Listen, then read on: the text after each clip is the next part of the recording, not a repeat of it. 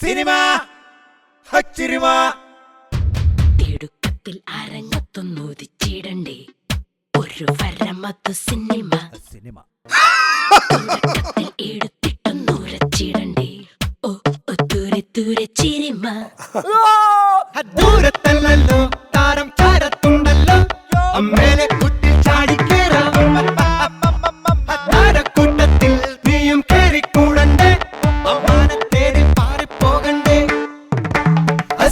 Cinema മാച്ചിരിമ സിനിമ മാച്ചിരിമ നിന്നെ സിനിമയിലെടുത്തടാ. സിനിമ ഹച്ചിരിമ ഭീമ സിനിമ ചിരിമ. നമസ്കാരം, എല്ലാവർക്കും ഭീമ സിനിമ ചിരുമയിലേക്ക് സ്വാഗതം. ഭീമ സിനിമ ചിരുമ നിങ്ങൾക്കായി അവതരിപ്പിക്കുന്നത് ഭീമ കേരള, കർണാടക ആൻഡ് തമിഴ്നാട്. പുരുഷന്മാർ മാത്രം കൈകാര്യം ചെയ്യുന്ന ഒരു മേഖലയാണ് മിമിക്രി എന്നാണ് പൊതുവെയുള്ള ധാരണ. പക്ഷെ അങ്ങനെയല്ല, തങ്ങൾക്കും ഇത് ചെയ്യാൻ പറ്റുമെന്ന് കുറച്ച് ഫീമെയിൽ ആർട്ടിസ്റ്റുകളും തെളിയിച്ചിട്ടുണ്ട്.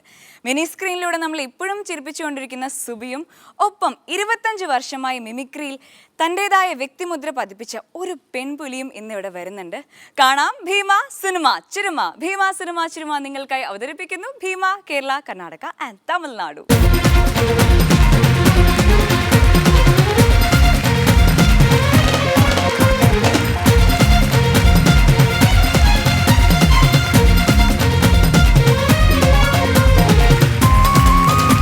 എനിക്ക് തോന്നുന്നത് ആ കാലഘട്ടത്തിൽ മിമിക്രി അല്ല, മോണോ ആക്ട് അവതരിപ്പിക്കുന്ന കുറേ കലാകാരികളുണ്ടായിരുന്നു. അത് നമ്മുടെ ബിന്ദു പണിക്കരുണ്ടായിരുന്നു, പിന്നെ ഒരു ലാലി തച്ചലുണ്ടായിരുന്നു, പിന്നെ ജിസ്പുന്നൂസ്, അവരൊക്കെ അന്ന് മോണോ ആക്ട് കളിക്കുമായിരുന്നു.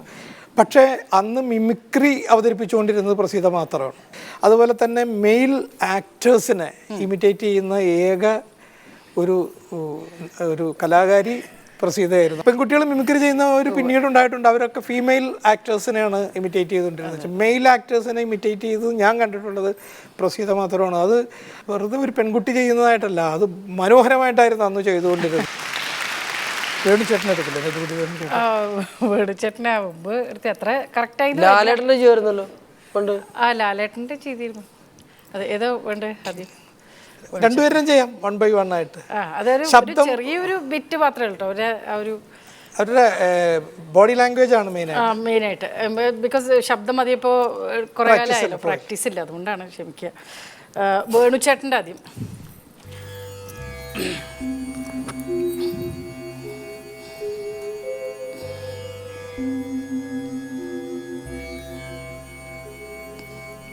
വയ്യ, മടുത്തു. കുട്ടിക്കാലത്ത് എൻ്റെ അമ്മയുടെ ശവം ഈ ആറ്റിലൂടെ ഒഴുകിപ്പോടെ ഞാൻ എൻ്റെ കണ്ണോട്ട് കണ്ടതാ. വയ്യ, മടുത്തു.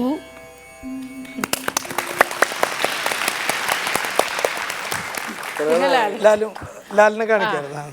ലാലേട്ടൻ്റെ ഇപ്പോൾ ഒരു ബോഡി ലാംഗ്വേജ് ഒന്ന് ചെറുതായിട്ടൊന്ന് എന്തെങ്കിലും ഒന്ന് ഗ്രീറ്റ് ചെയ്യണം. മ്യൂസിക് വന്നിട്ട് ബിക്കോസ് മൂപ്പര് നടത്തവും ആ നോട്ടവും അതൊക്കെ ഒന്ന്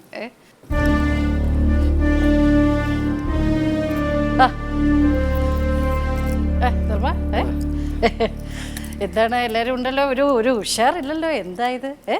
രാവിലെ ഗ്ലൂക്കോസ് ഒന്നും കഴിച്ചില്ല? എല്ലാവരും ഒന്ന് ചാടിയിരിക്കണ്ടേ? എന്നാലല്ലേ നമ്മളുടെ കാര്യങ്ങളൊക്കെ ഒന്ന് ശരിയാവോ? അല്ലേ സിദ്ദിഖേ? അപ്പോൾ എല്ലാം ഞാൻ പറഞ്ഞ പോലെ ഓക്കെ, ശരി, വരട്ടെ.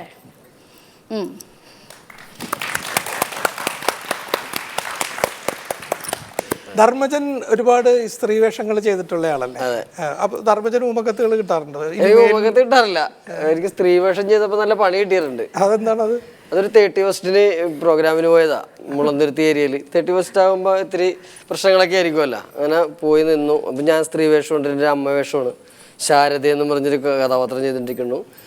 വേദിയിൽ സുബി ഒക്കെ മകളായിട്ട് കളിച്ചിട്ടിരിക്കുന്നു. അച്ഛനും മകളും ഒക്കെ സ്റ്റേജിലുണ്ട്. അപ്പോൾ എനിക്ക് ചെന്നാൽ മതി, ഞങ്ങളുടെ ചെന്നാൽ മതി. ഞാൻ മേക്കപ്പ് ചെയ്തു, കണ്ണൊക്കെ എഴുതിയിട്ട് പൊട്ടൊക്കെ തൊട്ടിട്ടുണ്ട്, എല്ലാം ചെയ്തിട്ടുണ്ട്. വിഗ് എടുത്ത് വെക്കുക, സ്ത്രീകളുടെ മറ്റേ ബ്ലൗസും ബ്രൈസറൊക്കെ എടുത്തിടുക, ഇതൊക്കെയുള്ള എൻ്റെ പരിപാടികൾ. അതെടുത്തിടാൻ വേണ്ടി ഞാൻ എടുത്ത് വെച്ചിട്ടുണ്ട്. ഒരു പാവാട എടുത്ത് കൊടുത്ത് ഞാനിങ്ങനെ നിൽക്കുക. അതെടുത്തിട്ട് ഞാനിങ്ങനെ നിൽക്കുക. ബാക്കിയുള്ള എടുത്ത് വെക്കാൻ സാരി കൊടുക്കേണ്ടതൊക്കെ അല്ല, അതിന്റെ പുറത്താണ് ബാക്കി നാടനാണ്, സെറ്റ് മുണ്ടാണ്. അപ്പൊ പെട്ടെന്ന് എടുക്കാനേ ഉള്ളൂ എനിക്ക് അതൊക്കെ. ഞാനതൊക്കെ റെഡിയാക്കി വെച്ചേക്കാണ്. ഇവരങ്ങനെ തുടങ്ങിയേ ഉള്ളൂ. എനിക്ക് കുറച്ച് കഴിഞ്ഞിട്ടാണ്, ഒരു 10-18 മിനിറ്റുള്ള ഒരു സ്കിറ്റായിരുന്നു, നല്ല നീണ്ട സ്കിറ്റായിരുന്നു. അത് എടുക്കാൻ വേണ്ടി ഞാൻ ഈ പാവാടയൊക്കെ ഇട്ടിട്ട് കെട്ടി ഇങ്ങനെ മുറുക്കി വെച്ച് കഴിഞ്ഞിട്ട് ഇതെടുക്കാൻ പോകുമ്പോൾ ഒരു പയ്യൻ വന്നിട്ട് ഈ ബ്രേസറും ബ്ലൗസും മുടിയും ഈ സെറ്റ് മുണ്ട് കൊടുത്തിട്ട് തൊട്ട് താഴെ ഒരു റബ്ബർ തോട്ടാ, അവിടെ ഒറ്റ ഓട്ടോ ഈ സാധനം എടുത്തിട്ടുണ്ട്. എൻ്റെ ഈ പെണ്ണിന്റെ എല്ലാ സാധനങ്ങളും വേറെ ഇല്ല എന്തായാലും. ഞാനിങ്ങനെ വിഷമിച്ച് നിൽക്കും. അവന് അവിടെ കൂടി പോയി കഴിഞ്ഞാൽ അത് കംപ്ലീറ്റ് റബ്ബർ തോട്ടാ. ഇവിടെ പോയി നമ്മൾ വല്ല കിണറ്റിൽ വീണ് ചത്തു. പൊട്ടക്കിണറൊക്കെ ഉണ്ടാകുന്ന സ്ഥലം ഇരുട്ടുമല്ലേ, സ്റ്റേജിന്റെ ബാക്കല്ലേ. ഞാനിങ്ങനെ വിഷമിച്ചിങ്ങനെ നിൽക്കണേ. അപ്പൊ ഇവിടെ സ്റ്റേജിൽ പരിപാടി നടന്നുകൊണ്ടിരിക്കുക. അപ്പൊ അവിടെ നിന്ന് കറക്റ്റ് ടൈം ആയപ്പോ ശാരദേ എന്ന് പറഞ്ഞ് വിളിയും വന്ന് പോകാതിരിക്കാനും നിവർത്തിയില്ല. അവരും അവിടെ നിന്ന് വിഷമിക്കില്ല നിർത്ത്. ഞാൻ അടിപ്പാവോട് കൊടുത്തിട്ട് ഷർട്ട് കൂടാണ്ട് ചെന്നു. ആൾക്കാർ ഭയങ്കര കൂക്കുവിളിയായി. ഞാൻ എന്തോ പൊളിഞ്ഞെന്ന് മനസ്സിലായി. ഞാനിപ്പോ സൈഡിൽ നിന്ന് മൈക്ക് എടുത്തിട്ട് ഞാൻ പറഞ്ഞു, നിങ്ങളുടെ നാട്ടിലെ ഏതോ ഞരമ്പ് രോഗി എന്റെ ഇങ്ങനെയുള്ള സംഭവങ്ങളൊക്കെ എടുത്തിട്ട് ഓടിയെന്ന് പറഞ്ഞു. ശരിക്കും പറഞ്ഞാൽ ആ സ്കിറ്റിന് വലിയ ക്ലൈമാക്സ് ഒന്നും ഉണ്ടായില്ല, വലിയ ചിരിയിട്ടുള്ള ക്ലൈമാക്സ് ആയിരുന്നില്ല. ഈ ക്ലൈമാക്സിൽ അതങ്ങനെ വിജയിച്ചു പോയെന്ന് പറഞ്ഞാൽ മതി. എല്ലാം കഴിഞ്ഞപ്പോൾ പുള്ളി അത് വളരെ ഭദ്രമായിട്ട് ചേട്ടാ അതെ ചേട്ടൻ്റെ സാധനം കേട്ടോ എന്തിനാന്ന് പറയാൻ പാടില്ല. അവര് ഇത്തിരി വിഷമിപ്പിക്കണം നമ്മളെ 31st ഒക്കെ അല്ലേ. അപ്പൊ അവരവരുടെ ആഘോഷങ്ങളിൽ നിൽക്കണായിരുന്നു. ചിലപ്പോ എനിക്ക് തോന്നുന്നു അദ്ദേഹം ഈ സ്കിറ്റ് ഇതിനു മുമ്പ് ചിലപ്പോ കണ്ടിട്ടുണ്ടായിരുന്നായിരിക്കും. അല്ല, അതിനുശേഷം നിങ്ങൾ പിന്നീട് ഈ സ്കിറ്റ് ഇതാക്കിയോ? എല്ലാ സ്ഥലത്തും ക്ലൈമാക്സ് ഇങ്ങനെ ആക്കിയോ? ഇതേപോലെ സുബിക്കൊക്കെ ഉണ്ട് ഇഷ്ടംപോലെ അനുഭവങ്ങള്. സുബി പെൺവേഷം ആൺവേഷം കെട്ടിയിട്ടുണ്ടോ? ഇല്ല, ആൺവേഷം കെട്ടിയിട്ടില്ല എന്ന് പറയാൻ പറ്റില്ല. ഞാനൊരു സീരിയലില് മൈക്കിൾ ജാക്സൺ ആയിട്ട് പൾസറൊക്കെ ഓടിച്ചോണ്ട് വരുന്ന രീതിയിൽ, അതായത് കാമുകൻ കല്യാണം കഴിച്ചു, പക്ഷെ അമ്മേനെ പേടിച്ചിട്ട് വീട്ടില് നിർത്താൻ പറ്റില്ല. അപ്പോൾ കൂട്ടുകാരനാണെന്നുള്ള വ്യാജേന അന്ന് ഞാൻ കുറച്ചും കൂടി മെലിഞ്ഞൊക്കെ ഇരിക്കണം, മൈക്കിൾ ജാക്സൺ ഫിഗർ ഒക്കെ കിട്ടുമായിരുന്നു. അപ്പോൾ കുറച്ച് പൊട്ടിയൊക്കെ കൂടുതലിട്ട് മൈക്കിൾ ജാക്സൺ ആയിട്ട് അങ്ങനെ ഒരു ക്യാരക്ടറിൽ ചെയ്തിട്ടുണ്ട്.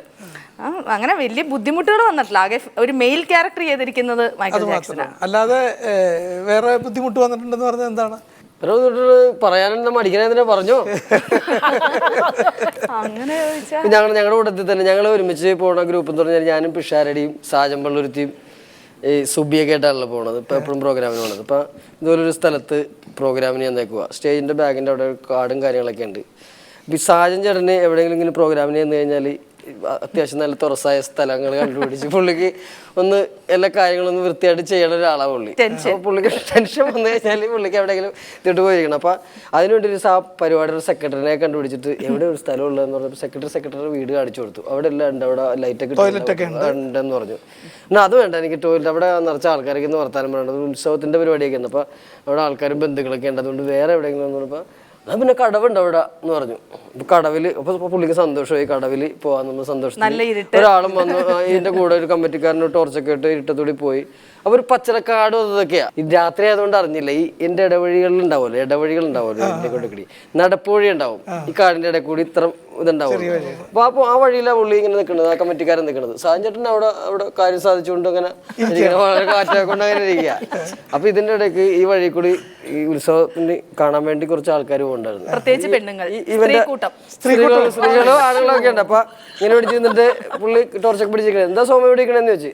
അല്ല ഞാനിവിടെ വെറുതെ എന്താണ് പരിപാടി തുടങ്ങാറല്ലേ, നീ ഇവിടെ നിൽക്കണേ എന്തിനാ അങ്ങോട്ട് പോകുമ്പോഴല്ലേ? പറഞ്ഞ് ഇല്ല ഞാനിവിടെ വന്നിട്ടേ വേറെ കാര്യമുണ്ട്, അതാണ് ഇങ്ങനെ നിൽക്കുന്നത്. അവിടെ ഇപ്പൊ തുടങ്ങും പരിപാടി എന്ന് പറഞ്ഞാൽ എത്ര പ്രാവശ്യം അനൗൺസ് ചെയ്യുന്നത്, ഇവൻ എന്താ ഇവിടെ വാടാകാട് നിനക്കെന്ത് ചുറ്റിക്കളുണ്ട് ഇവിടെ. അപ്പൊ അവനും സംശയമായി, ഇവൻ ഇവിടെ നിൽക്കണേ എന്തിനാണെന്നുള്ളത് സംശയിക്കുമെന്നൊക്കെ പറഞ്ഞിട്ട് ഞാൻ വന്നോളാന്ന് പറഞ്ഞില്ല, നിങ്ങൾ പോയിക്കൊന്നേ ഞാൻ പരിപാടി കണ്ടത് നിങ്ങൾ വിളിക്കണ എന്താ, നീ ഇവിടെ നിന്നിട്ട് എന്തോ കാര്യമുണ്ടല്ലോ, നീ ഇവിടെ ഈ രാത്രി ഒറ്റയ്ക്ക് ഇവിടെ എടുത്ത് ആൾക്കാർ എന്നെ എടുത്ത് ഒറ്റക്ക് ടോർച്ചടിക്കണ. എന്റെ പൊന്നു ചേച്ചി ഈ പരിപാടി തുടങ്ങൂലെന്ന് പറഞ്ഞില്ലേ, പരിപാടി കളിക്കുന്ന മെയിൻ ആളാ എന്തേ ഇരിക്കണതാ, പുള്ളി വന്നാലേ പരിപാടി തുടങ്ങുള്ളത്. സാഞ്ചേട്ടൻ വെള്ളത്തിലോട്ട് പോണോ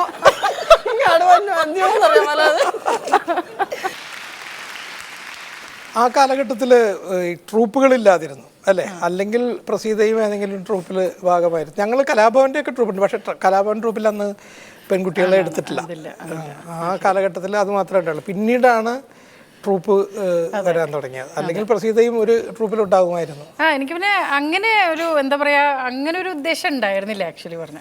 ഇതിങ്ങനെ മിമിക്രി ചെയ്തു, പിന്നെ കുറെ പേര് അറിഞ്ഞു, അങ്ങനെ ഓരോ ഷോസിൽ പങ്കെടുത്തു, അങ്ങനെ ഒരു ട്രൂപ്പ്. കാരണം നമ്മളന്ന് പഠിച്ചുകൊണ്ടിരിക്കുന്ന കാലഘട്ടം കൂടിയല്ലേ, അപ്പൊ അതിനൊരു മുടക്കം വരരുത് എന്ന് അച്ഛന് ഭയങ്കര നിർബന്ധമായിരുന്നു.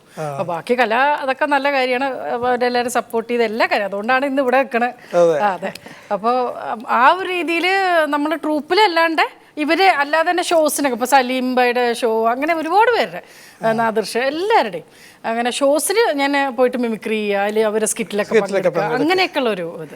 ധർമ്മജനെ ഞാൻ ആദ്യം കാണുന്നത് ടി വിയിലാണ്. ടി വിയിൽ ഒരു പെൺവേഷം ചെയ്തിട്ട് ഞാൻ അന്ന് അതിൻ്റെ പ്രൊഡ്യൂസറെ വിളിച്ച് ചോദിക്കുകയായിരുന്നു, ആരാണ് ആ ആർട്ടിസ്റ്റ് എന്ന് ചോദിച്ചു. ആരോ ആൺകുട്ടി മെയിലാണ് ചെയ്തിരിക്കുന്നതെന്ന്. അപ്പം നമ്മളങ്ങനെ ശ്രദ്ധിക്കുന്നത് അങ്ങനെയാണ്, പലരെയും നമ്മൾ ശ്രദ്ധിക്കുന്നത് അങ്ങനെയാണ്. ശരിക്കും ധർമ്മുനെയൊക്കെ ആദ്യം പെണ്ണാക്കുന്നത് ഞാനാണെന്ന് തന്നെ പറയാം. നമ്മൾ ഒരുമിച്ചുള്ള പ്രോഗ്രാമിലായിരുന്നു. അപ്പോൾ ഈ ആണുങ്ങളെ സ്ത്രീവേഷം കെട്ടിക്കാനായിട്ട് എനിക്ക് ഇവരോടൊന്നും അങ്ങനെ ഒരു വേർതിരിവില്ലാത്തതുകൊണ്ട് ഞാനാണ് ഇവരെയൊക്കെ സാരി ഉടുപ്പിക്കാൻ നിൽക്കുന്നത്. സാരി ഉടുക്കുന്നതാണല്ലോ ഏറ്റവും വലിയ പണി. ഇങ്ങനെ ഒരു നിപ്പ് നിൽക്കും, ബാക്കി നമ്മൾ ഉടുപ്പിച്ചോളാം. ഇതിന്റെ ഇടയ്ക്ക് ചിലവര് ധർമ്മുണ്ട്, രാജാ സാഹിബ് ഉണ്ട്, പിഷാരടി, ഇവരെല്ലാവരെയും മെയിൻ ആയിട്ട് സാരി ഉടുപ്പിക്കുന്നത് ഞാനാ. ചിലര് ചിലപ്പോ ഉടുപ്പിച്ചോ ഇങ്ങനെ നിൽക്കും, ചിലർ ഇതിൻ്റെ ഇടയിൽ ഇത് നടന്നുകൊണ്ട് വർത്താനം പറയും. അപ്പോൾ ധർമ്മുനൊക്കെ ഇഷ്ടം പോലെ അങ്ങനെ എടുത്തിട്ടുണ്ട്. അപ്പോൾ നമുക്ക് ശല്യമായിട്ട് തോന്നിയത് കൂടെ നടന്ന് ഉടുപ്പിക്കണം. ഇവർക്ക് അതിന്റെ ബുദ്ധിമുട്ട് മനസ്സിലാവത്തില്ല. ഇവരെന്തോ ഒരു പാവാട ഇടുന്ന പോലെ പാൻറ് ഇടുന്ന പോലെ അത്ര ഇത് ഈസി ആയിട്ടാണ് കരുതുന്നത്. അപ്പോൾ ഒരു ഖത്തർ ഷോ ആയപ്പോഴത്തേക്കും രാജാ സാഹിബ് ഉണ്ട്. രാജേനെ ഒന്ന് ചുറ്റി വരണമെന്നുണ്ടെങ്കിൽ തന്നെ ഞാനൊന്ന് ഓടി നടക്കണമല്ലോ. അപ്പം ഞാനങ്ങനെ ഓടി നടന്ന് ദീദി ആവാനായിട്ട്, ഉഷാ ദീദി ആവാനായിട്ട്, ഉഷാ ഉതുപ്പായിട്ട് ഞാൻ സാരി ഉടുപ്പിക്കുക. അത് നല്ല ഹെവി സാരി, ഉഷാ ഉതുപ്പ് കൊടുത്ത സാരിയാണ്. അപ്പം അങ്ങനെ നല്ല പട്ടുസാരിയൊക്കെ ഉടുപ്പിച്ചുകൊണ്ടിരിക്കുക. ഇതിൻ്റെ ഇടയിൽ അങ്ങോട്ട് നടക്കും ഇങ്ങോട്ട് നടക്കും, ഒരു ഒതുക്കവും ഇല്ലാതെ നിൽക്കുക. എനിക്ക് ദേഷ്യം വരുന്നുണ്ട്, സങ്കടം വരുന്നുണ്ട്, അടുത്ത് കയറണം, എനിക്ക് ഡ്രസ്സ് ചെയ്യണം, ഇതൊന്നും പറഞ്ഞാൽ മനസ്സിലാകത്തൊന്നുമില്ല. ഇത് രാജ സാരി ഉടുക്കേണ്ടത് എൻ്റെ ഉത്തരവാദിത്വം പോലെയാ. അങ്ങോട്ട് കറക്റ്റ് സമയത്ത് ഞാൻ വന്നോളം ഉടുപ്പിച്ചോളണം. ഇന്ന് അങ്ങോട്ട് നടക്കും ഇങ്ങോട്ട് നടക്കും. ദേഷ്യം വന്നപ്പോഴത്തേക്ക് പറഞ്ഞു, രാജ അവിടെ നിൽക്ക് എന്നൊക്കെ പറഞ്ഞിട്ടുണ്ട്. ദേഷ്യം വന്നപ്പോൾ ഒരൊറ്റ അടി കൊടുത്തു. അപ്പോൾ രാജ ഇങ്ങനെ പൊളപ്പാ ഇങ്ങനെ ഇരിക്കുകയാണല്ലോ, നല്ല ചപ്പിയായിട്ടിരിക്കുക. പുറത്തിൻ്റെ മുതുകത്തിൻ്റെ കറങ്ങി വന്നതിൻ്റെ ഇതിൽ മുതുകത്തിൻ്റെ ഒരു അടി കൊടുത്തു. ഞാനും പ്രതീക്ഷിച്ചില്ല അത്ര. എൻ്റെ കയ്യും പൊള്ളിപ്പോയി, പതക്കോ എന്ന് പറഞ്ഞൊരു ഒച്ചയും കേട്ടു, നല്ല ചപ്പിയായിട്ടിരിക്കണേ കൊണ്ട്.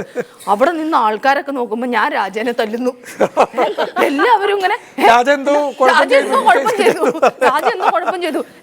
എന്താ ഞാൻ എന്താ ഞാനും എനിക്ക് പെട്ടെന്ന് ദേഷ്യത്തിൽ അങ്ങ് ചെയ്തു. ഞങ്ങള് ദോഹ ഷോ ചെയ്തപ്പോ ഞാൻ ബാക്ക് സ്റ്റേജിൽ കുറച്ച് സ്ഥലമൊക്കെ ഇടും. എല്ലാവരും സുബി രാജേനെ തല്ലി, എന്താണെന്നറിയണം എന്ന് പറഞ്ഞ ഭയങ്കര വിഷയം. രാജയ്ക്കാണെങ്കിലും എന്താ സംഭവിച്ചെന്നറിയാൻ വളരെ ഒരു തല്ലും കൊണ്ടു. അല്ല ഇത് സ്റ്റേജിൽ കയറുന്ന ബാക്കി കാര്യം പറയാന്ന് പറഞ്ഞു ഓടി സ്റ്റേജിൽ കയറിപ്പോയി. എല്ലാവരും എൻ്റെ അടുത്ത് വെച്ചാൽ അവൻ എന്തെങ്കിലും മോശമായിട്ട് പെരുമാറിയായിരുന്നു. ഞാൻ പറഞ്ഞു അതല്ല, ഞാൻ സാരി ഉടുപ്പിച്ചാൽ അങ്ങോട്ടും ഇങ്ങോട്ടും ഓടി നടന്നപ്പോൾ ഞാൻ അറിയാതെ ഒരെണ്ണം കൊടുത്തു പോയതാ. ഇങ്ങനെ തല്ലോ മനുഷ്യരെ. ഒന്ന് അങ്ങോട്ടും കൂടെ അനങ്ങിയെന്ന് പറഞ്ഞ് ഇങ്ങനെയാണോ തല്ലുന്നത് ഒരു മനുഷ്യനെ? അത് പറഞ്ഞാൽ പോരെ നിനക്ക്?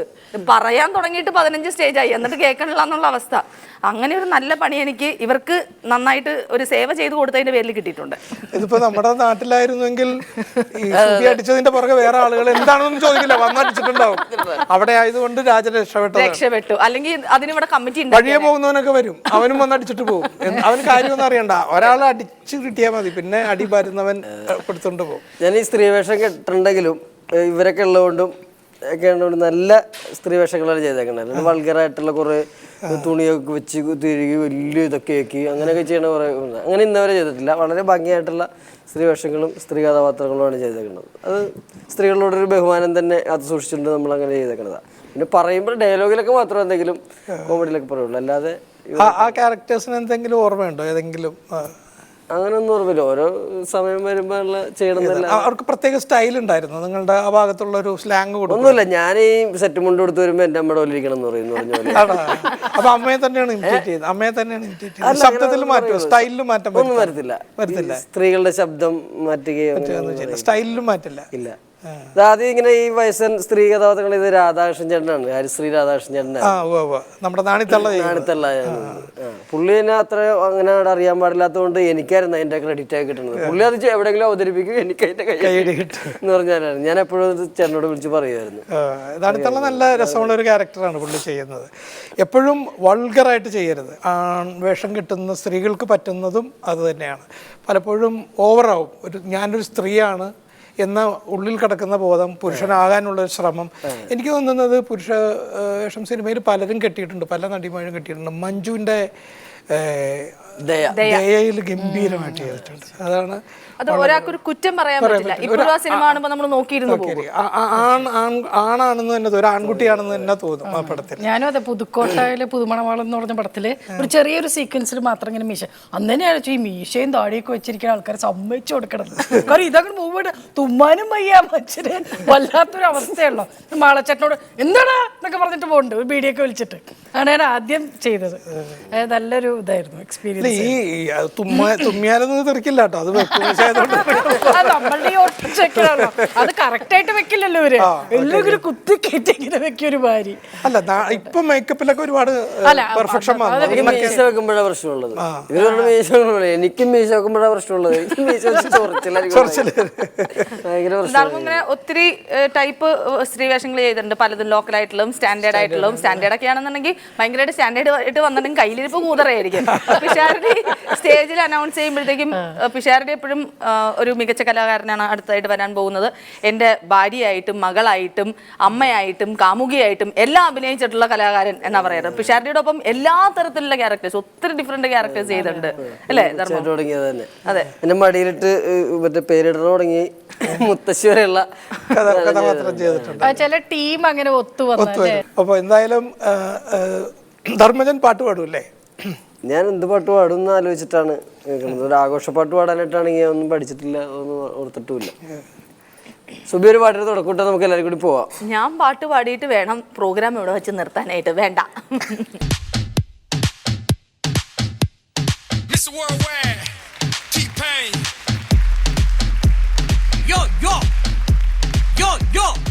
ഏതാ പിള്ള എവിടെ ജാതവന്നെ?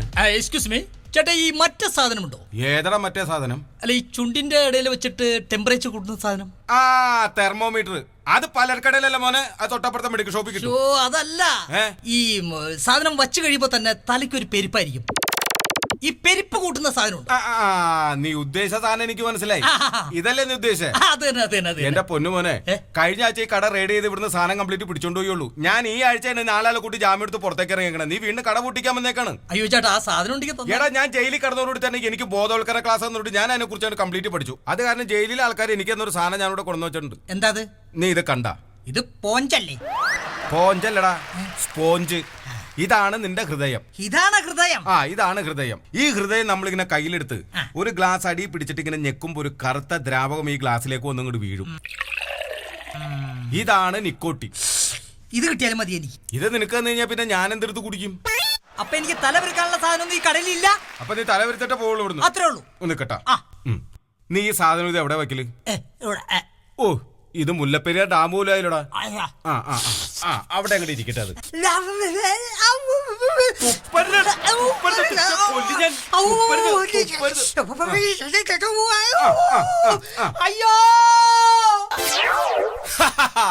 അത് കണ്ട, യോ യോന്ന് പറഞ്ഞോണ്ട് അവൻ അയ്യോന്നും പറഞ്ഞോണ്ട് ഓടണം. ചൊറിയൻ ചേമ്പിന്റെ ഒരു പവറേ.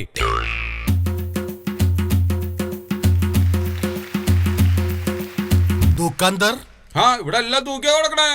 അതല്ല, കടക്കാരനല്ലേ എന്ന്. ഇതെങ്ങനെ മനസ്സിലായി? കടമൊക്കെ ഉണ്ടായിരുന്ന കുറച്ച് ഞാൻ തീർത്ത്. ഇനിയിപ്പോ സൊസൈറ്റിയിൽ ഒരു 10,000 ഉണ്ട്, ഇനി അതിന്റെ കുറച്ചുകൂടി തീർത്ത് ഞാൻ എന്റെ കടം തീർന്നു. അയ്യോ, അതല്ല പറഞ്ഞത്. നിങ്ങളാണോ ഈ ദൂക്കാന്റെ മുതലാളി? ഈ കടയുടെ മുതലാളി നിങ്ങളാണോ എന്ന്. അതെ ഞാനാ. എനിക്ക് കുറച്ച് സാധനങ്ങൾ വേണമായിരുന്നു. എവിടെന്നാ? ഞാൻ കൊട്ടാരത്തിന്നാ. ഏത് കൊട്ടാരത്തിന്ന്? ആലുവ കൊട്ടാരം. ഒന്ന് ഫോൺ വിളിച്ചു പറഞ്ഞാൽ സാധനം കംപ്ലീറ്റ് ഞാൻ അവിടെ എത്തിക്കില്ലായിരുന്ന. അതിന്റെ ആവശ്യമൊന്നുമില്ല. അപ്പൊ എന്തൊക്കെയാ വേണ്ടേ? എനിക്ക് 200 കിലോ അരി. 200 കിലോ അരി? പറയില്ലേ, വടിയരി, നല്ല ഉണ്ട വടിയരി. ഒരു 200 കിലോ ഉണ്ട വടിയേ. സവാള 2 ചാക്ക്. സവാള 2 ചാക്ക്. ദാൽ. ഹിന്ദിയിൽ ദാൽ എന്ന് പറഞ്ഞാൽ മലയാളത്തിൽ പരിപ്പ്. 2 ചാക്ക്. 2 ചാക്ക് പരിപ്പ്. പിന്നെന്താ വേണ്ടേ? ഉരുളൻകിഴങ്ങ് 2 ചാക്ക്. ഉരുളൻകിഴങ്ങ് 2 ചാക്ക്. ഉരുളൻകിഴങ്ങ് എനിക്ക് വേണ്ട, ഉരുളൻകിഴങ്ങ് 2 ചാക്ക്. ഇത്ര മതിയോ? ഇനിയുമുണ്ട്. വെണ്ടയ്ക്ക, തക്കാളി, ക്യാരറ്റ്, ബീറ്റ്റൂട്ട്. അതെന്തോരാ? എല്ലാം അര. വെണ്ടയ്ക്ക തക്കാളി കാരറ്റ് എല്ലാം മരാ മതിയോ? നിങ്ങൾക്ക് മതിയായി കാണും, പക്ഷെ എനിക്ക് മതിയായിട്ടില്ല. പിന്നെ ഇനി എന്താ വേണ്ടേ? സാമ്പാർ കഷ്ണമുണ്ടോ? പിന്നെ 50 രൂപയുടെ കിറ്റ് ഇവിടെ ഇരിപ്പുണ്ട്. 50 രൂപയുടെ കിറ്റ് എനിക്ക് വേണ്ട, 50 പൈസയുടെ കിറ്റിൽ തന്നാൽ കൊണ്ടുപോയിക്കോളാം. 50 രൂപയുടെ സാമ്പാർ കഷ്ണം 50 പൈസയുടെ കിറ്റിലിട്ട് കൊടുക്കാം. രസമുണ്ടോ? രസം ഉണ്ടോന്നോ? ഈ മാതിരി ഓർഡർ ഇട്ട് കഴിഞ്ഞാൽ പിന്നെ ആർക്കാ രസം ഉണ്ടാവൂലാത്ത? നല്ല രസം. ഇനി എന്താ വേണ്ടേ? 10 കിലോ കൊത്തമര. 10 കിലോ കൊത്തമര. ഇനി എന്താ വേണ്ടേ? ഒരു സർബത്ത് പൊതിഞ്ഞെടുത്തോളൂ.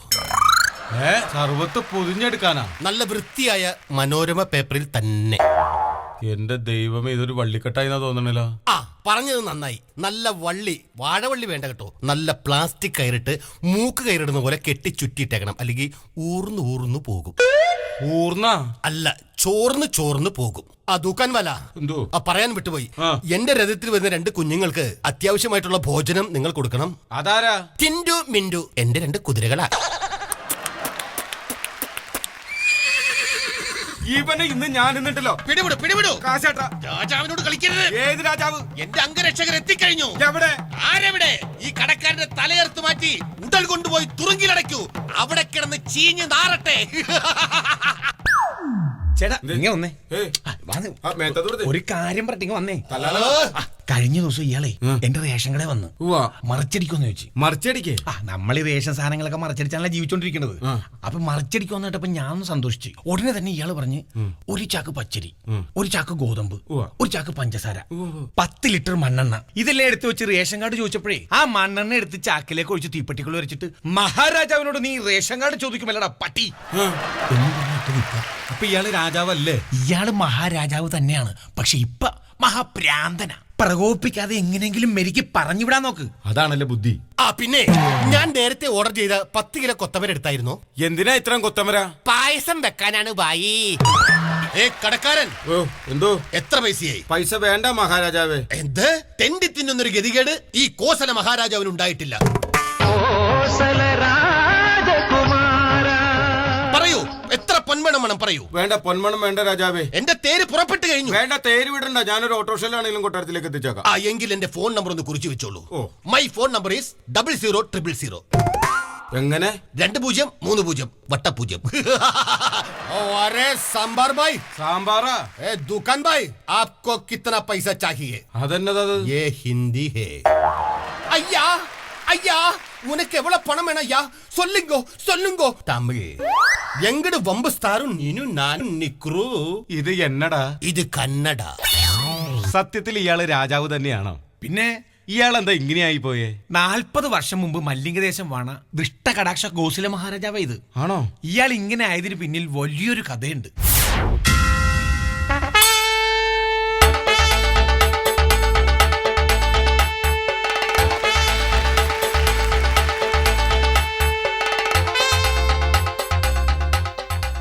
ആരെവിടെ? ഞാനിവിടെ ഉണ്ട്. ഓ മന്ത്രി, നമ്മുടെ രാജ്യത്ത് മഴക്കെടുതി മൂലം ഭവനം നഷ്ടപ്പെട്ട് 350 പേർക്ക് ഭവനം ഉടൻ തന്നെ നിർമ്മിച്ചു നൽകുവാൻ ഞാൻ ഉത്തരവിടുന്നു. ഇത് കുറെ നാളായല്ല പറയാൻ തുടങ്ങിയിട്ട്. ഇതുവല്ല നടക്കുക. ആരെവിടെ? ഞാനിവിടെ ഉണ്ടെന്ന്. ആ മന്ത്രി, അങ്കനവാടിയിൽ അക്ഷരങ്ങളോട് അംഗം വെട്ടാൻ പോകുന്ന കുരുന്നു പ്രജകൾക്ക് 1500 കല്ല് പെൻസിൽ ഞാൻ കൊടുക്കാൻ ഉത്തരവിടുന്നു. അപ്പൊ സ്ലൈറ്റാ? അത് അടുത്ത വർഷം. അത് കഴിഞ്ഞ് പറ, പിന്നെ പന, വല, യാലാലാവ, ശാഷ, സഹറ. തറ പറയാന്നൊക്കെ പറഞ്ഞ് കളിക്കാണ്ടത് അങ്കനവാടിയല്ല, രാജകൊട്ടാരം. അങ്ങനെ വല്ല ബോധം ഉണ്ടാ? മഹാരാജൻ നീണാൽ വാഴട്ടെ. ഇങ്ങനെ പോയാൽ നീണാൾ വാഴും. മന്ത്രി, എന്താ പടാ? അങ്ങയുടെ കഴിഞ്ഞ വർഷത്തെ ഓഫറിൽ കൊട്ടാരം നിർത്തകിയ അംബുജാക്ഷിയുടെ കുളിമുറി ഇതുവരെ പണിത് കൊടുത്തിട്ടില്ല. എന്ത്? നോം കാരണം നമ്മുടെ കൊട്ടാരം നിർത്തകി 5 ഭാഷയുടെ കുളി മുടങ്ങിയെന്നോ? ആരെവിടെ? ഈ പറഞ്ഞ ജാക്ഷിയുടെ കുളിമുറി ഉടൻ തന്നെ പണിയാൻ നോം ഉത്തരവിടുന്നു. മഹാരാജോ, മഹാറാണിയുടെ പള്ളിക്കുളിമുറിയും ഇതുവരെ പണിതിട്ടില്ല. എടാ മരപ്പട്ടി, എന്തോ ഇങ്ങ വന്നേ. കൊന്നുകളയും ഞാൻ. ആകപ്പാടെയുള്ളൊരു നേരം പോക്കാണത്. രാജ്ഞിയുടെ കുളിമുറി എങ്ങാനും പണിതാ പിന്നെ ഞാനിവിടെ ജോലിക്ക് ഉണ്ടാവൂല. ഞാനും. ഓഹോ, രാജാവിന്റെ മുമ്പിൽ ഇങ്ങനെ, രാജ്ഞിയുടെ കുളിമുറിയുടെ മുമ്പിൽ ദിങ്ങനെ. മഹാരാജൻ ചതിച്ചു. മന്ത്രി, ഞാൻ ആരെയും ചതിച്ചിട്ടില്ല മന്ത്രി. എന്നെ നിർബന്ധിച്ചാണ് മന്ത്രി. തോഴി ശശികല. എന്താ മന്ത്രി? ആരോടും പറയരുത് മന്ത്രി. എന്നെ ഞാൻ ചതിച്ചിട്ടില്ല. എന്റെ രാജാവേ, ശത്രു രാജ്യം നമ്മുടെ രാജ്യത്തെ ആക്രമിക്കാൻ വരുന്നതാണ് പടം പറഞ്ഞത്. ആക്രി പെറുക്കാൻ വന്നാണെങ്കിൽ പെറുക്കിക്കൊണ്ട് പോട്ടെ മന്ത്രി. ഇതെന്തൊക്കെയാണ് ഈ പറയണത്? ഇനി ഇവിടെ നിന്ന് കഴിഞ്ഞ രാജാവിന്റെ തലയും കൊണ്ട് ആമ്പുള്ളേര് പോകും. എന്തെങ്കിലും ചെയ്യാൻ പറ്റുമെങ്കിൽ ചെയ്യ്. എന്ത്? ശുദ്ധമെങ്കിൽ ശുദ്ധം. നമ്മുടെ സൈന്യത്തെ ശുദ്ധത്തിന് തയ്യാറാക്കൂ. ശുദ്ധം ഒലത്തും. സൈന്യാധിപനെ ശമ്പളം കുറവാണെന്നും പറഞ്ഞ് അയാളുടെ പാട്ടിന് പോയി. അപ്പോൾ നമ്മുടെ കൊട്ടാരം നർത്തകിമാർ അവരൊക്കെ നിർത്തിപ്പോയി. എന്റെ പൊന്നു രാജാവേ, ഓണത്തിനും ക്രിസ്മസിനും റംസാനും കടക്കാർ ഓഫർ കൊടുക്കുന്നത് പോലെ ഓഫർ കൊടുത്ത് നമ്മുടെ കുശിനിക്കാരൻ ജാഫർ വരെ പോയി. ഈശ്വര, അവനും പോയോ? രാജാവിന്റെ ഈ മുടിഞ്ഞ ഓഫർ കാരണം മലയാളി പണിക്കാരെല്ലാരും പോയി. അപ്പോൾ എന്താ നമ്മുടെ മന്ത്രി മാത്രം പോകാഞ്ഞത്? അങ്ങ് ചത്തു കഴിഞ്ഞാൽ, നാട് നീങ്ങിയാൽ എന്തെങ്കിലും ആട്ടെ, മരിപ്പറിയിക്കാനും കുഴിച്ചിടാനും ഒരാള് വേണ്ടേ? അതുകൊണ്ട് നിന്നതാ. ഞാനിപ്പോ എന്ത് ചെയ്യണം? മന്ത്രി, ഒരു 2 ദിവസത്തേക്ക് ഈ യുദ്ധം ഒന്ന് പിടിച്ചു നിർത്താൻ സാധിക്കുമോ? അല്ല മന്ത്രി, ഇതാര് പറഞ്ഞിട്ടാണ് ഈ യുദ്ധം പ്രഖ്യാപിച്ചത്? ആഹാ, അതുകൊള്ള. കഴിഞ്ഞ ആഴ്ച നമ്മൾ രണ്ടും കൂടി സോമരസം അടിക്കാൻ പോയി ഓർക്കണ്ട? സോമരസമോ? സോമനൊഴിച്ചെന്ന വാറ്റി. ആ കൂതറ വാറ്റടിച്ചിട്ട് ഉറങ്ങിക്കിടന്ന അയൽ രാജാവിനെ തോണ്ടി വിളിച്ചിട്ട് നാളെ തന്നെ യുദ്ധം പ്രഖ്യാപിച്ചത് ഓർമ്മയുണ്ടാ? നാം ഇപ്പോൾ എന്ത് ചെയ്യും മന്ത്രി? യുദ്ധം വേണമെങ്കിൽ ഞാൻ 2 ദിവസം പിടിച്ചു നിർത്താം. പക്ഷെ യുദ്ധത്തിലുള്ള ആളെ പിന്നീട് ഇറക്കണം മന്ത്രി, ഇറക്കണം. കാശ് ഇത്തിരി ഇറക്കണം. എന്ത് ചെയ്യും മന്ത്രി? അതെ, കണ്ണായുടെ അസ്ഥാനത്തെ കാന്താരി മുളക് തേച്ചതുപോലെ ഓടിയിട്ട് ഒരു കാര്യമില്ല. കാര്യങ്ങളൊക്കെ ഞാൻ അറേഞ്ച് ചെയ്തോളാം. എങ്കിൽ ഉടൻ അറേഞ്ച് ചെയ്യൂ മന്ത്രി. ഇത്ര ഒച്ച കൂടെ വേണ്ട, നമ്മൾ 2 മാത്രം ഇവിടെ ഉള്ളു. എങ്കിലൊന്ന് അറേഞ്ച് ചെയ്യൂ. മഹാരാജൻ, അറേഞ്ച് ചെയ്യുന്നതിന് മുമ്പ് ഒരു കാര്യം അങ്ങോട്ട് പറയാനുണ്ട്. മഹാരാജൻ മസ്റ്റായിട്ട് ഹിന്ദി പഠിക്കണം. നമ്മുടെ നാക്കിന് വഴങ്ങാത്തതും ഹാങ്കറിൽ തൂങ്ങിക്കിടക്കുന്ന അക്ഷരങ്ങളുമുള്ള ആ ഭാഷ നാം പഠിക്കണോ മന്ത്രി? പിന്നെ പഠിക്കണ്ടേ? ഓഹോ, എങ്കിൽ അവർക്ക് വേണ്ടി മാത്രം ഞാൻ ഈ ഭാഷ പഠിക്കാം. ഞാൻ മമ്മൂഞ്ഞിനെ വിളിക്കാം. ഹലോ, ഹിന്ദിക്കാരെ സപ്ലൈ ചെയ്യണ മമ്മൂഞ്ഞല്ലേ? അതെ, മമ്മൂഞ്ഞാണല്ല. ആരാ? ഞാൻ കൊട്ടാരത്തിന്നാ. എന്തിയാ വിളിച്ചേ? കൊട്ടാരത്തിലേക്ക് കുറച്ച് ഹിന്ദിക്കാരെ കാണായിരുന്നു. അത് പൊളിക്കാനാണോ അതോ പണിയാനാണോ? അവർക്കൊരു പണി കൊടുക്കാനാ. പണി കൊടുക്കാനാണെങ്കിൽ പെരുമ്പാവൂർ കുറച്ച് ഹിന്ദിക്കാർ വന്ന് അടിഞ്ഞുകൂടിയിട്ടുണ്ട്. അവരെ അങ്ങോട്ട് വിട്ടാലോടാ മതി. ആദ്യം ഒരാളെ വിട്. ഒരാളെ വിട്ടിട്ട് എന്ത് കാണിക്കാനും മതി? രാജാവിനെ ഹിന്ദി പഠിപ്പിക്കാനാ. ബാക്കിയുള്ളവരൊക്കെ പിന്നാലെ വിട്ടാ മതി. എന്നാ പിന്നാലെ ഞാനും വരൂട്ടോ. അതെന്തിനാണ്? കമ്മീഷൻ വേണ്ട എനിക്ക്. അതെല്ലാം ഞാൻ തരാം. എന്നാ കണ്ണടച്ച് തുറക്കണതിന് മുമ്പ് അവിടെ ആളെ എത്തിയിരിക്കും. എന്നാ വച്ചടാ മതി ഫോൺ. ആയിക്കോട്ടെ, വച്ചോ.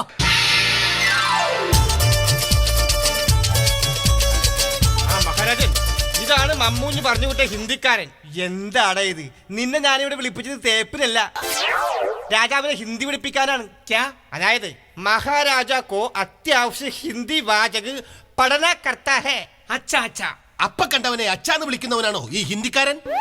ഹിന്ദിയിൽ അച്ഛാന്ന് പറഞ്ഞാൽ നല്ലതെന്നാണ് അർത്ഥം, അല്ലേ ഭായ്? ठीक है महाराज, आपको इच्छा सफल हो जाएगा. മന്ത്രി ധർമ്മജ, തർജ്ജമ ഒന്ന് തർജ്ജമ ചെയ്ത് തരൂ.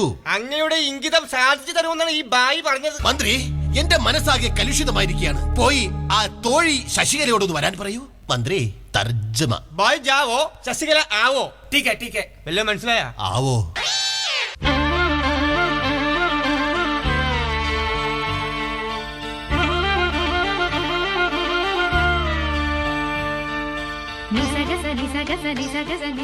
മഹാരാജൻ. തോഴി ശശികലെ, എന്താണ് ഇത്ര വൈകിയത്? നാം എത്ര നേരമായി ഇവിടെ ഉലാത്തിക്കൊണ്ടിരിക്കുന്നു? മഹാരാജൻ. മഹാറാണിയോ? അതെ, മഹാറാണി തന്നെ. മഹാറാണി എന്താണ് ഈ വഴിക്ക്? ആ വഴിയൊന്നും കാണുന്നില്ല, അതുകൊണ്ടാണ് നാം ഈ വഴിക്ക് വന്നത്. ഏത് വഴി? അന്തപുരത്തിലേക്കുള്ള വഴി. നമ്മുടെ മാംഗല്യം കഴിഞ്ഞ ശേഷം മഹാരാജാവ് എന്നെ എന്തൊക്കെയാ വിളിച്ചെന്ന് ഓർമ്മയുണ്ടോ? ചക്കരേ, മുത്തേ, തേനേ, പാലേ, പിന്നെ എന്നെ ഒരു പേരും കൂടെ വിളിക്കുമായിരുന്നു. എന്താണത്? ടുട്ടുടു. മഹാരാജൻ, ഇന്ന് അന്തപുരത്തിലേക്ക് ഉലാത്തുമോ?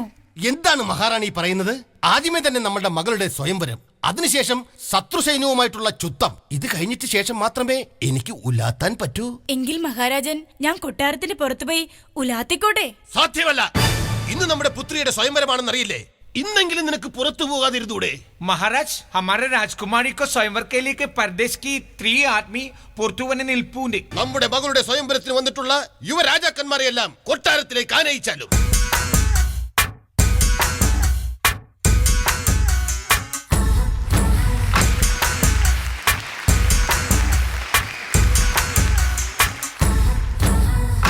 മഹാരാജൻ ഇത് കൊച്ചു കണ്ടവൻ അച്ചു വേണമെന്ന് പറഞ്ഞ കൊച്ചു വീട്ടിലെ മഹാരാജൻ. ഇത് തൃശൂർ ദേശം വാഴും അമിട്ടാപ്പൊട്ടും വീട്ടിലെ ഇട്ടൂപ്പ് ലോലപ്പ മഹാരാജൻ. എന്തുട്ടത് ഒന്നൊന്നര കൊട്ടാരാണല്ലോ. ഏത് കെട്ടിയ പണിത് സൂപ്പറായിട്ടാ. പിന്നെ നീ കക്ഷി കോഴിക്കോട് ദേശം വാഴും കോഴിപ്പറമ്പിൽ കോയ സുൽത്താൻ. മന്ത്രി, ഇവൻ സ്പ്രേക്ക് പകരം ബിരിയാണിയുടെ എസൻസ് ആണ് അടിച്ചിരിക്കുന്നത്. ഒടുക്കത്തെ കോഴി ബിരിയാണിയുടെ പണം. ആരവിടെ? രാജകുമാരിയുടെ സ്വയംവരത്തിലുള്ള സമയമായി. കുമാരിയെ ഇങ്ങോട്ടേക്ക് അനയിച്ചാലും മന്ത്രി തർജ്ജമ ഇതറാവോ എന്തിഷ്ട നമ്മള് വന്നിരിക്കണേ ബംഗാളി കൊട്ടാരത്തിലേക്കാ. കംപ്ലീറ്റ് ഹിന്ദിക്കാരാണല്ലോ. ഈ കോശിലെ മഹാരാജാവിന്റെ കോലം കണ്ടിട്ട് നമുക്കൊരു ചെറിയ സംശയമുണ്ട്, ഇത് ക്രോസ് ആണോ എന്ന്. മച്ചു ഇത് സീനാട്ടാ, ഇവിടുന്ന് പടിയാവേണ്ടി വരൂട്ടാ. ഇനി കൊട്ടാരം നർത്തകിമാരുടെ നൃത്യ നൃത്തങ്ങൾ ആരംഭിക്കട്ടെ.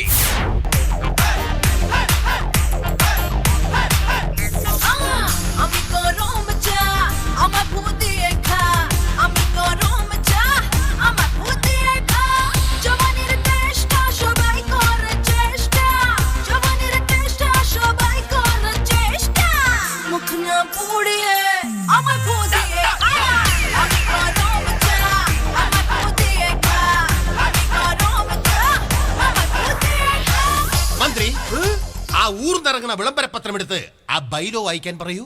വായിച്ചോളൂ. എന്റെ മകൾ കുമാരിയെ വരിക്കുന്നവർക്കുള്ളതാണ് ഈ കൊട്ടാരവും സ്ഥാപന ജംഗമ വസ്തുക്കളും. ഈ രാജ്യത്തിന്റെ അധികാരവും അവർക്കുള്ളതാകുന്നു. അവരുടെ ആജ്ഞയാണ് ഈ കൊട്ടാരത്തിൽ നടപ്പിലാക്കുന്നതും. ഈ സ്വയംവരത്തിൽ പങ്കെടുക്കുന്ന എല്ലാ യുവരാജാക്കന്മാരുടെയും പേരുകൾ എഴുതി നമ്മുടെ മന്ത്രി ഒരു ഭരണിയിൽ നിക്ഷേപിച്ചിട്ടുണ്ട്, ഇല്ലേ? അതിൽ ആരുടെ പേര് നറുക്ക് വീഴുന്നുവോ ആ കുമാരനെയാണ് എന്റെ മകൾ കുമാരി വരണമാല്യം ചാർത്തുന്നത്. നറുക്കെടുക്കുന്നതിനായി കൊട്ടാരത്തിലെ കുട്ടിപടനെ നാം ഇതാ ക്ഷണിച്ചുകൊള്ളുന്നു.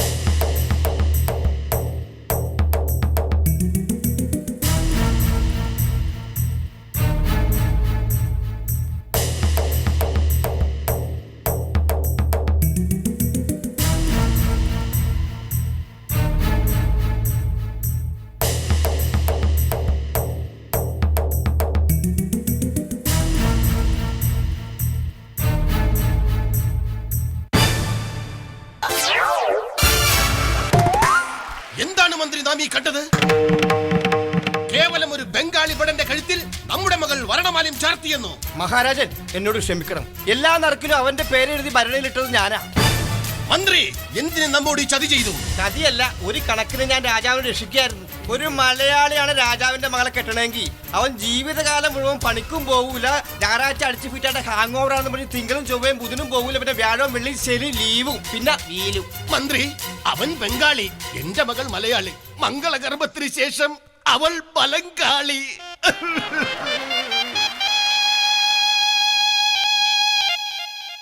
आपके बेटी से शादी करके बाद इस महल का राजा हम है. मैम आज्ञा करेगा, तुम आंसर करेगा. മന്ത്രി തർജ്ജിമ. അവൻ പറഞ്ഞതുപോലെ അനുസരിക്കണമെന്നാണ് പറഞ്ഞത്. കാരണം കൊട്ടാരം അവന്റേതായി പോയി. कल सुबह महल क्लीन करेगा. മനസ്സിലായ? 100 ഏക്കറിൽ ഇരിക്കുന്ന ഈ കൊട്ടാരം അടിച്ചു തൂത്ത് വൃത്തിയാക്കി ഇടുക, അതും ചൂലുകൊണ്ട്. ആര് ചെയ്യും? हाथ में कुंदेंदी, बाहर में पाराव करेगा. ഒന്നുമില്ല, പേടിക്കേണ്ട ഒരു ആവശ്യമില്ല. 24 മണിക്കൂറും കുന്തവും പിടിച്ച് ഈ കൊട്ടാരത്തിന്റെ ഫ്രണ്ടിൽ നിൽക്കുക, അത്രേ ഉള്ളൂ. ആര് നിൽക്കും? അല്ലാണ്ട് ആര് നിൽക്കും? തും. खाना के लिए हर दिन दाल और आलू. ഇനി ഡെയിലും പരിപ്പ് ഉരുളക്കിഴങ്ങുവാ, മനസ്സിലായ? ഈ ഗ്യാസ് ഉള്ള മന്ത്രി ഇതെല്ലാം എങ്ങനെ കഴിക്കും? മേനഹി തും. मैं आज्ञा करेगा, तुम आंसर करेगा. ഇതൊക്കെ അനുസരിച്ച ഗോസല രാജാവിന് കൊള്ളാം.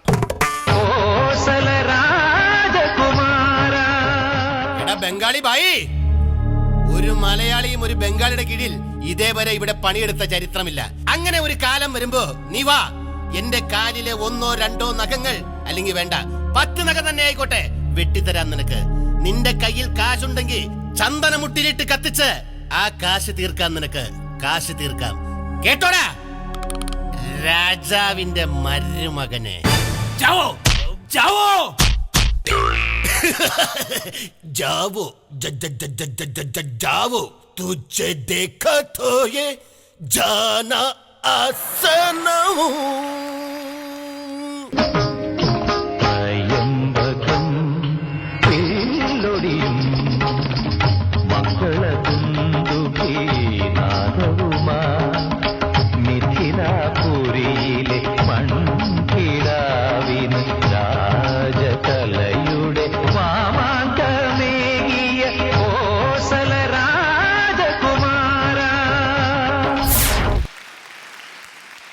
പക്ഷേ ഞാനൊരു കാര്യം ചോദിക്കട്ടെ, ഈ രാജ്യം ഭരിക്കുന്ന രാജാക്കന്മാർക്കൊക്കെ ഭ്രാന്ത് വരൂ? പിന്നെ നമ്മുടെ രാജ്യം ഭരിക്കണ മന്ത്രിമാർക്ക് ഒരു ഭ്രാന്തല്ലേ? ഭരണം കിട്ടിയ ഭ്രാന്ത്, കിട്ടിയില്ലെങ്കിൽ അതിനേക്കാൾ മുഴുഭ്രാന്ത്.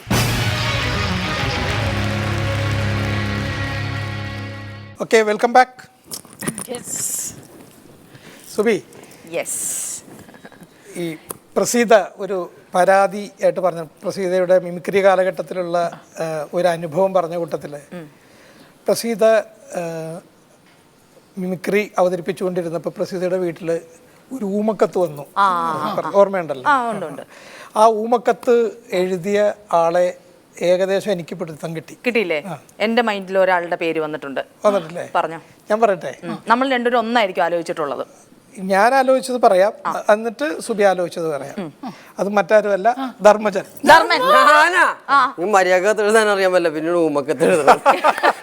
ഇല്ല ഇല്ല ഇല്ല, അത് ഞാൻ പറയും. നിങ്ങൾ മത്സരിക്കാൻ വന്നപ്പോഴത്തേക്കും പറഞ്ഞതാ, ആ പെണ്ണുമ്പിള്ള ഇനി മത്സരിക്കാൻ വരുമോ എന്നൊക്കെ ചിലപ്പോ ശരിയായി പറഞ്ഞിട്ടില്ല. അന്ന് കിട്ടിയ ഊമക്കത്തോലും വീട്ടിലിരിപ്പുണ്ടോ, കൊണ്ടുവന്നിട്ടുണ്ടോ, അങ്ങനെ എന്തെങ്കിലും തെളിവ് വേണം, അല്ലാണ്ട് വെറുതെ പറഞ്ഞിട്ട് കാര്യമുണ്ട്. ഒരു കാര്യം ചെയ്യാം, നമുക്കൊരു പേന എടുക്കാം, ഒരു പേന സംഘടിപ്പിച്ച നമുക്ക് ധർമ്മജന്റെ ഹാൻഡ് റൈറ്റിംഗ് ഓർമ്മയുണ്ടോ? അന്നത്തെ ഹാൻഡ് റൈറ്റിംഗ് കുറച്ച് ഓർമ്മയുണ്ട്. കുറച്ച് ഓർമ്മയുണ്ടായിട്ട് കാര്യമില്ല, ഡീറ്റെയിൽ ആയിട്ട് ഇപ്പൊ പിടിച്ച് മാറ്റി എഴുതി കളയും. അത് ശരിയാണ്, മനസ്സിലാവും അല്ലേ? അപ്പോ നമുക്ക് എഴുതിക്കാം. എന്താണ്, മലയാളത്തിലായിരുന്നു, ഇംഗ്ലീഷിലായിരുന്നു? അത് ഇംഗ്ലീഷിലായിരുന്നു. അപ്പൊ പിന്നെ ഞാനല്ലെന്ന് എഴുതാൻ പഠിക്കട്ടെ, എന്നിട്ടല്ലേ ഇംഗ്ലീഷിലും ഒക്കെ കോളേജിൽ ഏതെങ്കിലും നിങ്ങളുടെ സഹപാഠി തന്നെ ആയിരിക്കുള്ളൂ. ധർമ്മനോട് സോറി പറയുന്നു. ഞാൻ അങ്ങനെ തെറ്റൊന്നും ചെയ്യാറില്ല സുബി, അറിയാലോ. അത്രയും കാലോട്ട് ഞാൻ വല്ല തെറ്റ് ചെയ്ത് കേട്ടിട്ടുണ്ടോ? പക്ഷെ അപ്പോ ഈ ലവ് മാരേജ് ആണെന്ന് പറഞ്ഞില്ലേ? അപ്പൊ തനൂജ എന്നല്ലേ വൈഫിന്റെ പേര്? അനുജക്ക് അനുജ എന്തെങ്കിലും രാജവന്ദനെ കൊന്ന പെണ്ണിന്റെ പേരാ. അനുജക്ക് അപ്പൊ എഴുത്ത് കൊടുക്കുന്നത് ശീലം ഉണ്ടായിരുന്നില്ല? എഴുത്തില്ല, അപ്പോഴേക്കും നമ്മുടെ കാലഘട്ടം മാറി, ഫോണിൽ മൊബൈലിലാണ്.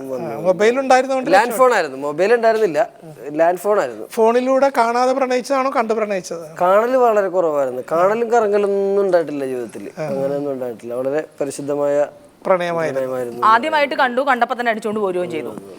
ആലോചിച്ചു, വീട്ടിലൊക്കെ പോയി ആലോചിച്ചു, അപ്പോഴും അവര് സമ്മതിച്ചില്ല. അങ്ങനെ പിന്നെ കൊണ്ടുവന്നതേ ഉള്ളൂ, അല്ലാണ്ട് കറങ്ങി നടപ്പ് ഞങ്ങളുടെ ജീവിതത്തിൽ ഉണ്ടായിട്ടില്ല. ഇപ്പൊ കറങ്ങുന്നുണ്ട്, ഇപ്പൊ കിടന്ന് കറങ്ങുന്നുണ്ട്, എന്നെ അവിടെ കറങ്ങണമുണ്ട്. അതുപോലെ നമുക്ക് സ്റ്റേജിൽ പല അബദ്ധങ്ങൾ പറ്റും. അപ്പോൾ ഞങ്ങളൊരു ഓസ്ട്രേലിയ, സ്വിറ്റ്സർലൻഡ്, അങ്ങനെ ഏതോ ഒരു രാജ്യത്തൊരു പ്രോഗ്രാമിന് പോയിരിക്കുകയാണ്. നമ്മുടെ കോട്ടയം നസീർക്ക് ഉണ്ട്, ഷാജോൺ ചേട്ടനുണ്ട്, പിന്നെ നസീർ സംക്രാന്തി ഉണ്ട്, പിന്നെ നമ്മുടെ സലീം കുമാറേട്ടൻ. അപ്പോൾ സലീം കുമാറേട്ടൻ അച്ഛൻ, ഞാൻ മകള്, നസീർ സംക്രാന്തി എൻ്റെ അമ്മ, ഷാജോൻ ചേട്ടൻ കാമുകൻ ആയിട്ടുള്ള ഒരു നാടകം നടന്നുകൊണ്ടിരിക്കുക. റെക്കോർഡഡ് നാടകമാണ്, റെക്കോർഡ് ഇങ്ങനെ പോയിക്കൊണ്ടിരിക്കുന്നു. അപ്പോൾ മകള് അവിഹിത ഗർഭം വന്നു. അപ്പോൾ അമ്മ മകളെ തല്ലരുതെന്ന് പറഞ്ഞ് വട്ടം നിൽക്കുന്നു, അച്ഛൻ തല്ലാനിട്ട് ഓടിക്കുന്നു സലിമേട്ടൻ. അങ്ങനെ ഓടിക്കുന്നുണ്ടെങ്കിൽ അച്ഛാ ഇല്ല അച്ഛാ ഇനി അങ്ങനെ ചെയ്യില്ല അച്ഛാ എന്നൊക്കെ പറഞ്ഞു ഓടുക. അപ്പോൾ ഈ ആഭരണങ്ങളൊക്കെ ഇട്ടിട്ടുണ്ടാവുമല്ലോ, നാടകമല്ലേ, ആഭരണങ്ങളുണ്ട്. എപ്പോഴാണെന്ന് അറിയത്തില്ല, ഞാൻ ശ്രദ്ധിച്ചുമില്ല, എൻ്റെ കയ്യിലെ വള കൊണ്ട് നസീർ സംക്രാന്തിയുടെ അമ്മ വിഗ് കയ്യിലേക്ക് പോന്നു. അപ്പൊ ഞാൻ എന്റെ പുറകെ ഓടുമ്പോ ഞാൻ വിചാരിക്കുന്നത് എന്നെ തല്ലാതിരിക്കാനായിട്ട് വട്ടം പിടിക്കാൻ ഓടുന്ന നസീർ സംക്രാന്തി എന്റെ പുറകെ ഓടുന്ന ഈ വിഗ് മുടിയില്ലാതെ. ആൾക്കാർ ഭയങ്കര ചിരി. ഓ, ഇങ്ങനത്തെ ഉള്ളൊരു തല്ലാനിട്ട് ഓടിക്കുന്ന സിറ്റുവേഷനിൽ ഇങ്ങനെ ചിരിക്കേണ്ട ആവശ്യമില്ലല്ലോ, ഇത്ര ചിരി എപ്പോഴും കിട്ടാറില്ലല്ലോ എന്ന് ചിരിക്കുന്ന എന്തിനാന്നൊക്കെ വിചാരിക്കുന്നുണ്ടെങ്കിലും ഭയങ്കര ഓട്ടം ഓടുക. നസീർ സംക്രാന്തി ലാസ്റ്റ് എന്റെ അടുത്തുനിന്ന് വിഗ് തന്നേടി എന്ന് പറഞ്ഞ് കയ്യുമ്പോ പിടിച്ചൊരു വലിയ വലിച്ചുകൊണ്ടുപോയി. ഞാൻ നോക്കിയപ്പോഴത്തേക്കും ഇങ്ങനെ നിന്ന് ചിരിക്കുന്നുണ്ട് സ്റ്റേജിൽ. സ്കിറ്റൊക്കെ പോയി, സ്കിറ്റ് റെക്കോർഡ് നടന്നുകൊണ്ടിരിക്കുക. ഇങ്ങനെ നിന്ന് സലിമേട്ടൻ ചിരിക്കുന്നുണ്ട്. സലിമേട്ടന് ചിരിച്ചിട്ടുണ്ടെങ്കിൽ പിടിവിട്ട് പോകുന്നൊരു ഇതുണ്ട്. എല്ലാവരും ചിരി, ഞങ്ങളും സ്റ്റേജിൽ നിന്ന് ചിരി.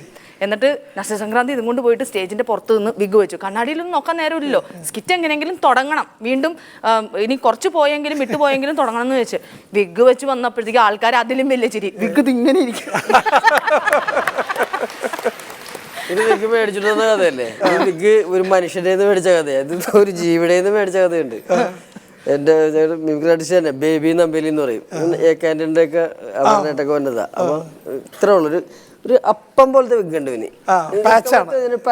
അപ്പമാണ് അത് ചെറുത്. അപ്പൊ ഇവന്റെ വീടിന്റെ പുറത്ത് ഈ മരത്തേൽ ആണിയൊക്കെ അടിച്ചിട്ട് കണ്ണാടിയൊക്കെ നോക്കി ഇങ്ങനെയൊക്കെയാണ് ഇവന്റെ പരിപാടികളൊക്കെ. പുറത്താണ് വീടിന്റെ മുറ്റത്തരികൾ. അപ്പൊ ഈ അപ്പം എടുത്തിട്ട് ഇഷ്ടിക ചായച്ചു വെക്കണതിന്റെ പുറത്ത് ഇങ്ങനെ വെച്ചിട്ടുണ്ടായിരുന്നു ഈ സാധനം. ഇത് വെച്ചിട്ട് കറക്റ്റ് ആക്കി വെക്കാന്ന് പറഞ്ഞപ്പോ ഒരു കാക്ക അതെടുത്ത് കൊത്തിക്കൊണ്ടുപോയി. ഇവൻ ആ കാക്കയുടെ പുറകെ നടക്കുക ഇങ്ങനത്തെ മനുഷ്യനിറങ്ങിയിറക്കില്ല എറിഞ്ഞ കുറെ ദൂരം ഓടിച്ചിട്ട് എവിടെ വിട്ടു കൊടുത്ത് ഓടുന്ന് വെച്ച്. എന്തായാലും ഈ എപ്പിസോഡ് നമ്മൾ ഇവിടെ വൈൻഡപ്പ് ചെയ്യുന്നതിന് മുൻപ് നമുക്ക് ഈ സന്തോഷം ഒരു പാട്ടിലൂടെ പ്രസീതയുടെ ഒരു പാട്ട് തന്നെ ആവട്ടെ. അതെ, ആയിക്കോട്ടെ, പാടാം, ആരും ഓടിപ്പോവരുതേ.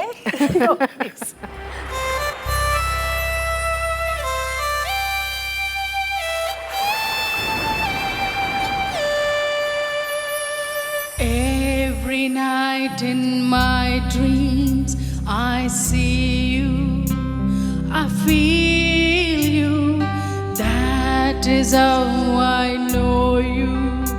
Go on, near, far, wherever you are, I believe that the heart will go on. We'll stay forever this way. You are safe in my heart, and my heart will go on